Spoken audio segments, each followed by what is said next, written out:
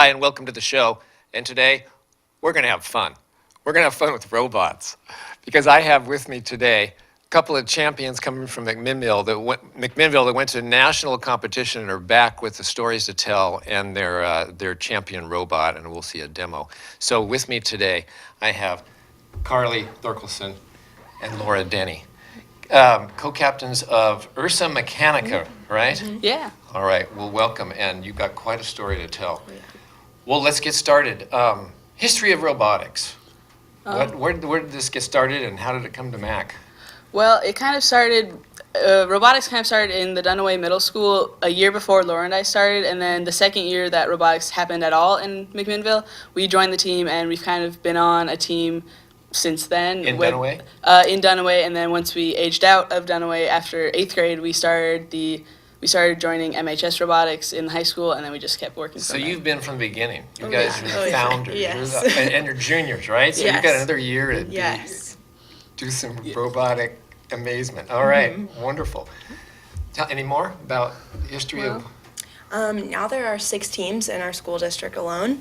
Wow. Together we form what we call the McMinnville Robotics Alliance, and that's just kind of a way for us to meet as teams, and instead of in like a competition setting, we're collaborating, and it allows for like the middle schoolers to kind of look up to the high schoolers, see what they're doing, because this is my 5th year in robotics, and that might be their 1st year. So just seeing like, this is where you can go, and that's what we kind of aim to do it with the McMinnville Robotics Alliance, is just kind of motivate the middle schoolers. So when you started, there were no big kids at the high school No, we model were flying blind. to learn from. Well, Yes. How great that you had mentors. Yeah, we've been really lucky with that would great come mentors. from the community, Yeah. or sometimes they're teachers. Yeah. And they maybe had to do some homework themselves to get up to speed. They didn't get robot experts from Yeah. MIT here. No. No, okay. But you're going to be. Yes, Yes, for sure. All right, let's talk about that now. What are your plans? Are you going to stick with this? Oh yeah, you of course, think? yeah. I think I'm looking into, so I'm the programmer, so I am looking towards computer science, and I'm actually looking into biomedical engineering, which is kind of a blend of like that mechanical computer science, and kind of using that robotics to an application that can help people. So Programming is your Yes. interest for Yes. you. And we're going to talk more about how your programming applied here. Yeah. I guess there's some innovation and Yes. some techniques that we can talk about. Yeah, and then I was kind of more of the project manager and like the behind the scenes of the robot this year, and I kind of have been that for a couple of years now. So I'm kind of planning on going to an engineering college and getting a degree in like engineering management or mechanical engineering, and then hopefully getting a job at one of the big engineering companies like Disney or Tesla or something. This looks like you're going to have a little too much fun. Yeah, it's too much Gee, come on. I'm jealous. Well, actually, I did do a little programming of an electrical instrument that defibrillated people, so that was kind of fun. All right. So you won some awards. Tell us about that. So there are 4 levels of competition that we compete in: the qualifier, the super qualifier, state, and then the world competition. Say that again, slower. Okay, so there's qualifiers. That's a contest. Super That's a meet. Yes. Yes, Contest. so there's like they're 4 all- different. Yeah. So you had to win the qualifier. Yeah. So we won the qualifier. And that's among what area? So it was in split. Portland. Yeah. No, it was in Philomath. At Philomath High School. So there were I think there were 20 teams. 20 teams. And there It was were very small. probably They like split Oregon into Yeah. like 4 quadrants. Like you all go here, you there. So it was a quarter of Oregon. Yeah, so it was really About, small. yeah. That's the only qualifier. 20 That's just the teams. first step. Yeah. A quarter of Oregon. Yes. And then like Okay. a fourth of them move on to super qualifiers or Yeah. something. And where was that? Super qualifiers actually got canceled this year. Because of that snowstorm. Because of and snow. the rain. Oh. So then they advanced based on how you advanced from your qualifier. That advanced you then to the state level. Okay. So we got really lucky because we were the winning alliance, which basically means we won our competition. We were the best robot, or One of the best. one of the Yeah. teams of the best robots. And then from there we moved on because we had advanced really high up on the list. So then from there we went to the state competition. Where was that? The state was in Portland. Yes, that It was in Portland. Yeah. Whereabouts?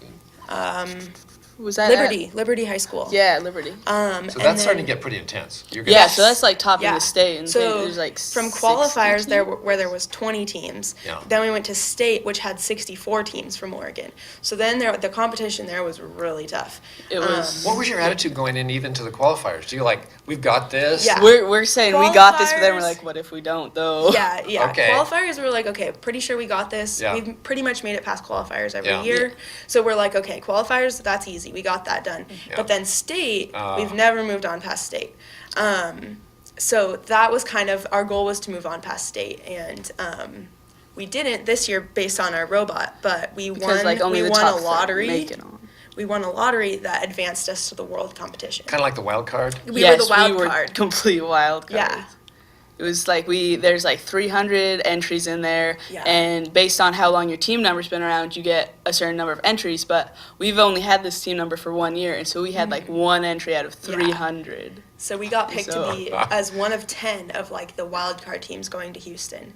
And so we just got really lucky and we were super grateful. And then we were super scared going into it because we were like, we're the wild card, like we Yeah. might be the worst team there. Yeah. And that was not the case at all. And it just turns out that Oregon is a super competitive state for robotics. And like the teams, they're in the Portland area where they're like right there, right up with Intel and Microsoft, DW Fritz, yeah, all of Microsoft, the all of people. those companies up there. They're working super closely with them, and their robots Super are- closely, that doesn't sound fair. You've got Intel No, don't engineers say it like that. doing- So, but their robots are the best. Yeah. And like there were 3 teams from Oregon that were in the top 5 at Worlds, and so it was like that's Worlds? the competition. Yeah. Yes. They We say were- people went from Houston to World. No. Houston was Worlds. Oh, what?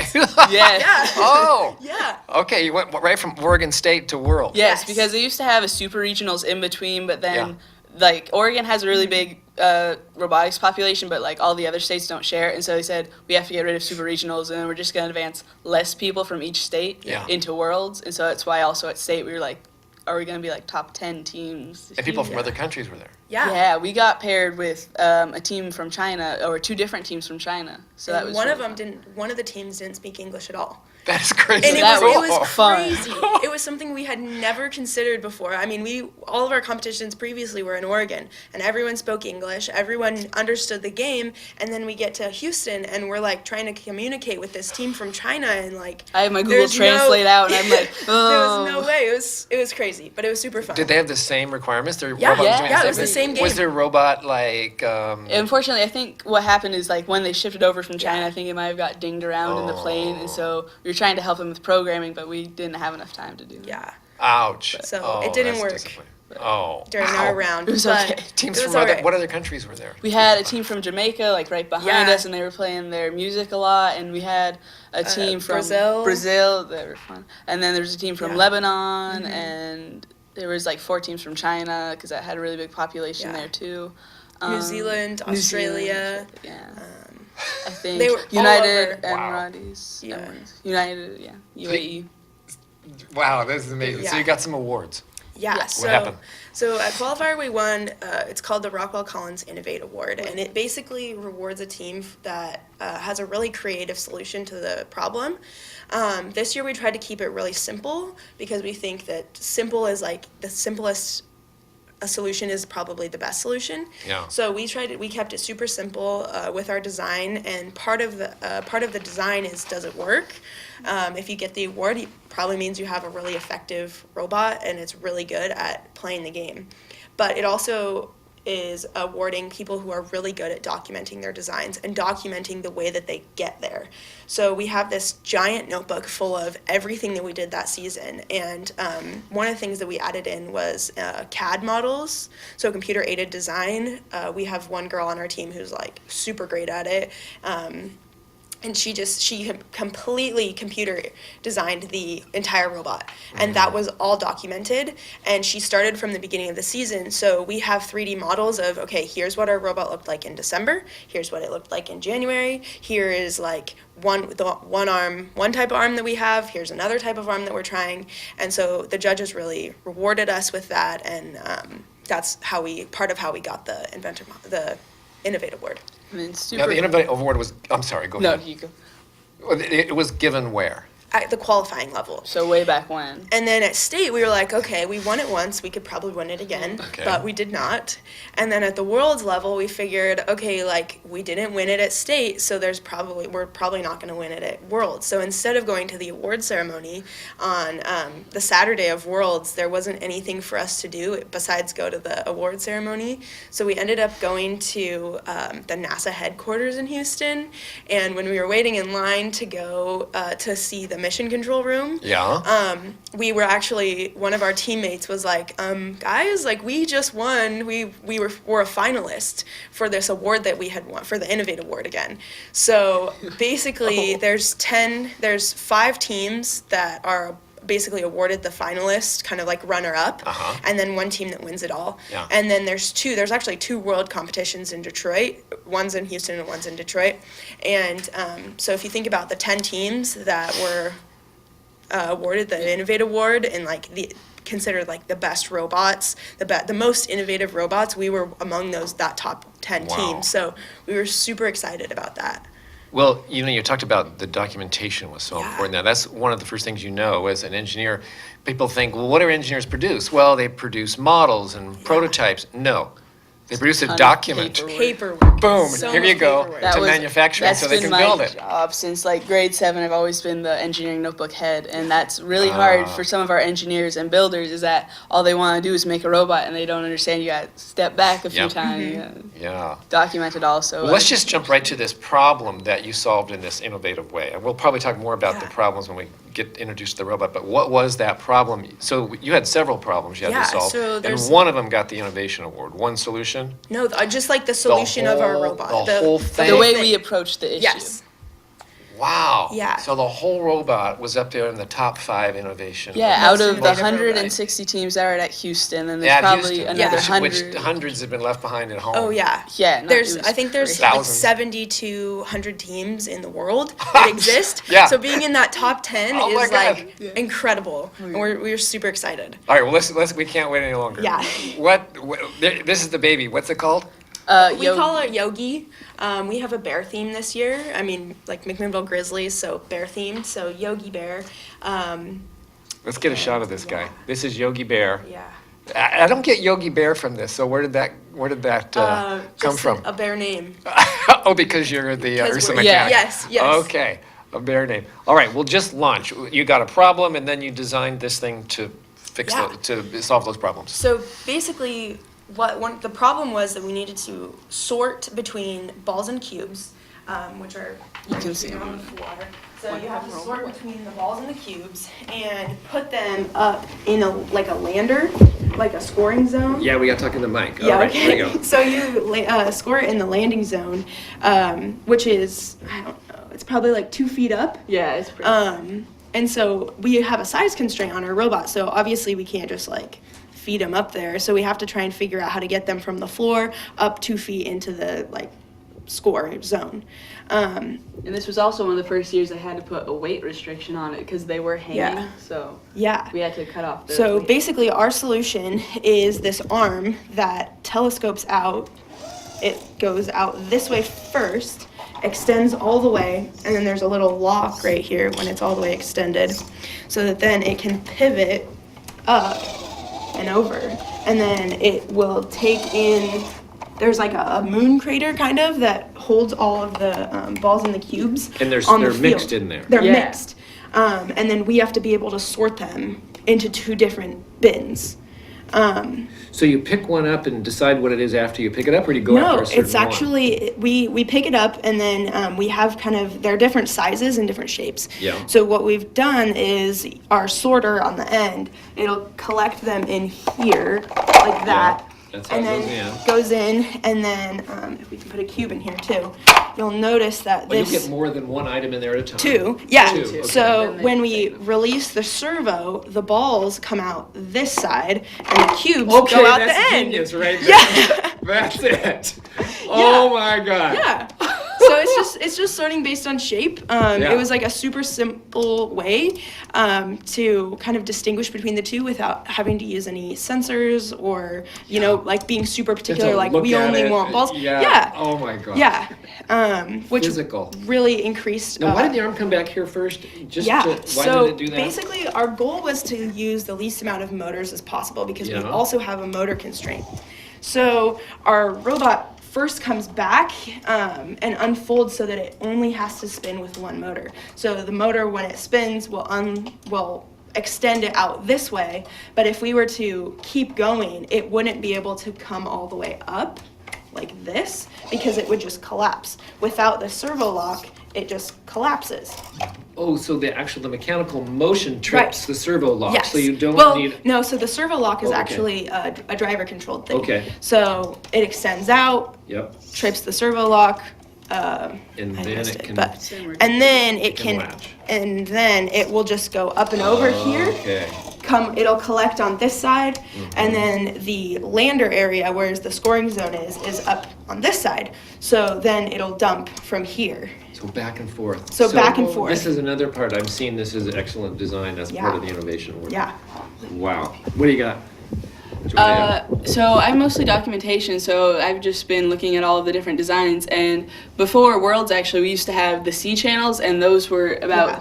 twice as heavy as those. And so one of our builders, like a few weeks before he went to Worlds, says, okay, we're going to make this lighter to make it easier to carry around and easier to fly over. Uh-huh. And so we'd change from a C channels to these lighter slides, and A week, 2 weeks before? a few weeks Yeah. because And all these connections have to be just in the right place, or it'll break itself. And so luckily we have an amazing build team, and they've all been doing this for years now along with us. And so I think that's one of the reasons why the judges like this so much, is because we just documented everything really well, and we all showed our work and our effort into this. And the guy who made this also did a ton of calculations on this, and so he has this is how much power it uses, this is how much it should be using, this is how much it's going to take.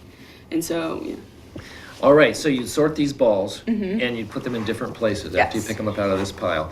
Is that are you in a hurry? Yeah, Big so hurry. we only have 2 minutes to try and get as many scored as we can. Yeah. Right now, the most we scored in those 2 minutes, including the hang at the end, was 21 of these particles scored. So we scored 21, plus we had to hang up at the end.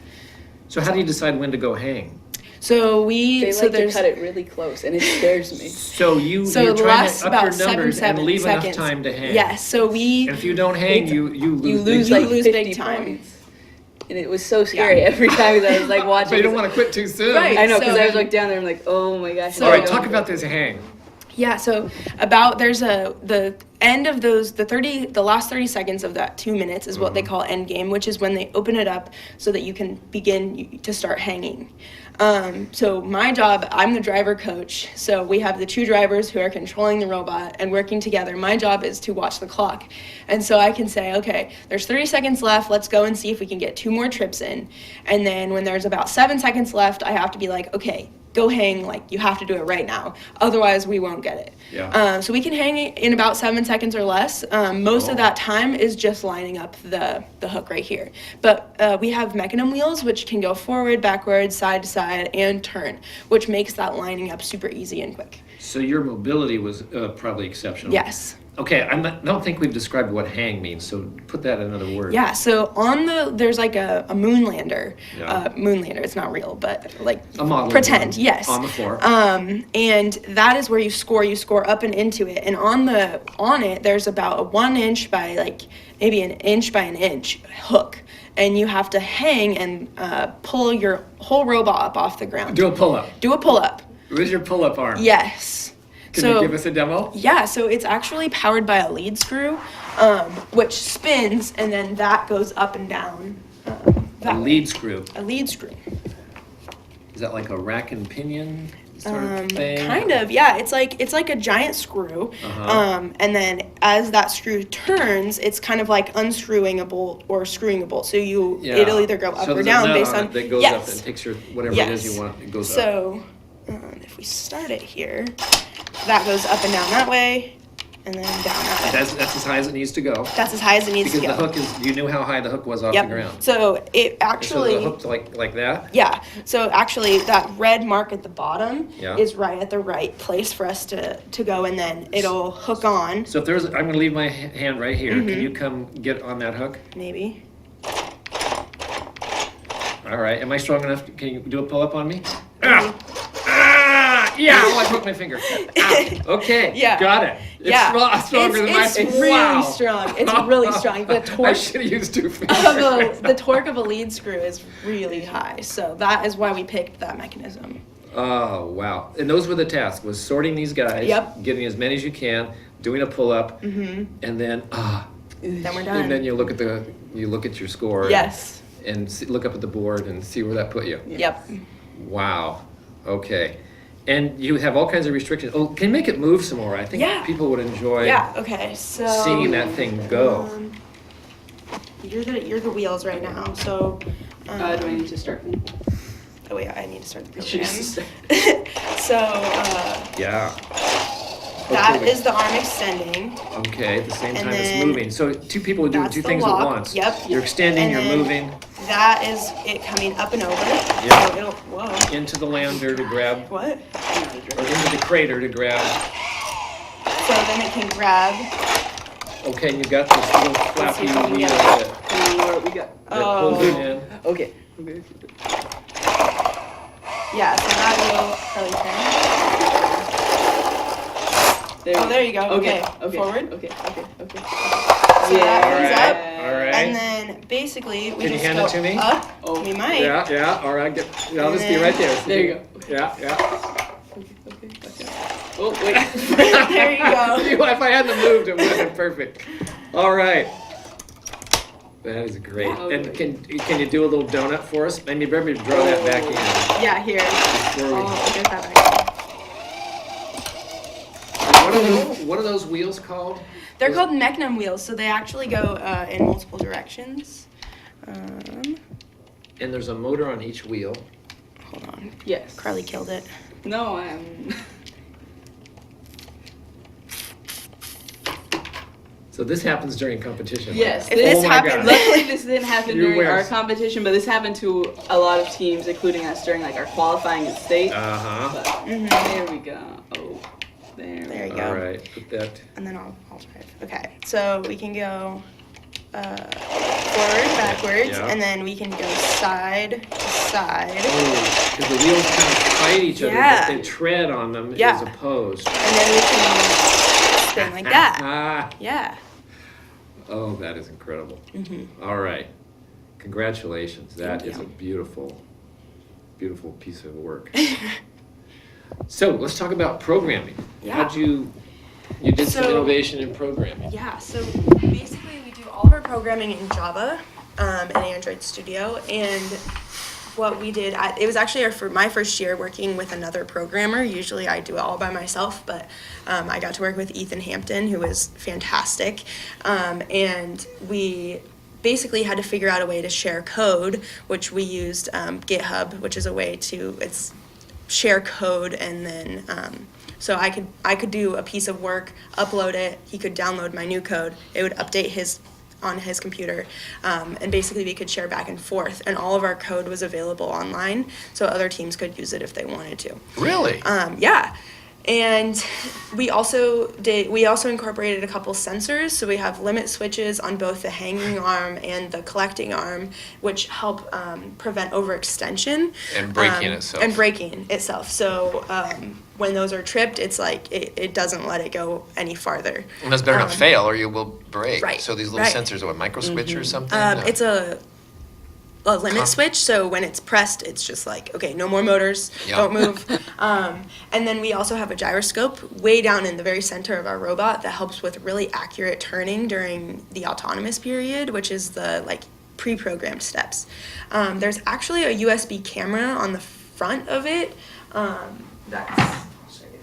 It's right in there. There's a little USB web camera. that we use to detect the difference between to see if it's a ball or a cube. Oh. So in the beginning, the 30 seconds of autonomous, which is like the pre-programmed part, there's 2 balls in front and then 1 cube, and it'll either be in the center of the 2 balls or on the left side or on the right side. So you have to be able to look at it and say, okay, where is the gold one? And then actually move the gold one off its mark. You were sensing color or shape? We were actually using the camera to look at it and then using augmented reality to determine whether it was a ball or a cube. Okay. We could talk about this, the details of this, Oh, yeah. forever, but there's some other high points I want to hit with you. You've got the awards. Yeah. You've got other awards besides the Innovate Award. Not this year. In past years, we've gotten awards for our outreach. We've gotten awards for connecting with other teams, with business professionals. Well, let's talk about that. What is that? Community connection. Community connection. So we work really closely with the McMinnville Economic Development Partnership. Yeah. And they have actually connected us to a bunch of engineering companies in our area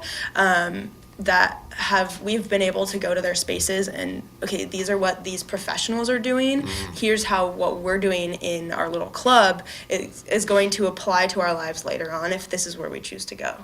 So it got you out into the community, Yes. community, not just Yeah. in your lab. not just in our lab. Programming and And building and documenting.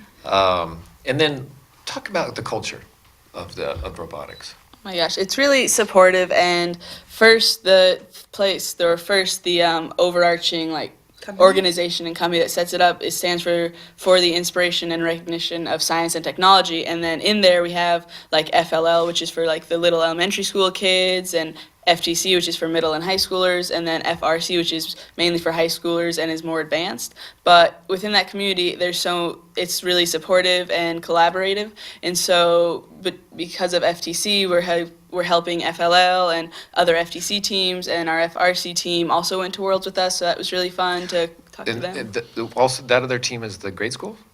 No, Kids? FRC is a high school team. Okay. And their robots are bigger. We like to stay with FTC because I think it's more focused on like the actual mechanisms, rather than like it's more industrialized, if that makes sense. It's a lot more difficult to make it. I don't know if I'm explaining it as well as I could, but yeah. So that team went with you also? Yes. Yeah. Yes, that was fun to see them do their thing, and we did our thing, and we...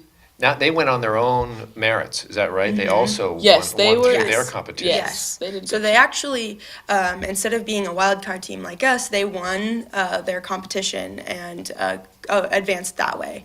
And then instead of at the World's competition in our FTC, there's 2 divisions of teams with 80 robots in each. So like the competition there is huge. And then in FRC, they have, I think it's like 6 divisions. It was like 8 or 6. It was a It was a ton lot different of divisions, and the divisions were broken up into like smaller chunks of robotics teams. So I think they were about 30 at each. So it's the same amount of teams, but the divisions were a lot bigger. There were a lot more divisions, if Wow. that makes sense. And they ended up winning their division, which was really impressive, really great. Another incredible team right Yes. at Mac High School. Yes. That is probably probably the most concentrated Yeah. circle of winners that is in the world. Really, 2 teams at Probably. the same high school Yeah. advancing to that level. That's incredible. Talk to me about professionalism. What's the culture Gracious around that? Gracious Professionalism. professionalism. What does that mean? Well, gracious professionalism. Luckily, when we were at Worlds, I was able to meet the guy who came up with gracious professionalism, and that was quite a little treat. But gracious professionalism, it basically just stands for, even though you're competing against all these other teams, you still have to maintain professionalism, and you still have to be thankful for them to compete against you, and you still have to be gracious while you're doing it. While competing, you have to be a good sport, you have to be nice, and you have to be welcoming, even though you're competing against these teams. But you still have to remember that it's all for fun, and it's all for the game of it. And you're supposed to be doing it because you like what you're doing, not because it's life or death if you make it or not. Well, we're out of time, but it sounds like I'll be having you back next year. Oh yeah. All right. Thank you so much for being here, Carly and Laura. Thank you.